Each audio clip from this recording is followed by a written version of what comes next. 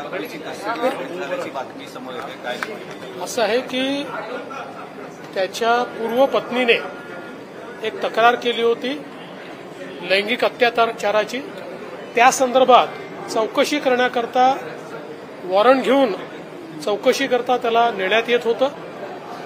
त्याने पहिल्यांदा पोलिसांची बंदूक हिसकवून फायर करण्याचा प्रयत्न केला. पोलिसावर फायर केलं, हवेत फायर केलं. त्यामुळे संरक्षणार्थ पोलिसांनी त्या ठिकाणी गोळी चालवलेली आहे. या संदर्भात त्याला दवाखान्यात नेण्यात आलं आणि डॉक्टरांनी अजून अधिकृत घोषणा करायची आहे, पण जी काही माहिती आहे त्याप्रमाणे बहुधा मृत्यू झालेला असावा. त्यामुळे हे कुठलंही प्रवोक किंवा याच्यामुळे झालेलं नाही, तर एक प्रकारे पोलिसांनी स्वसंरक्षणार्थ केलेला हा गोळीबार आहे, ज्याच्यामध्ये या आरोपीचा मृत्यू झालेला.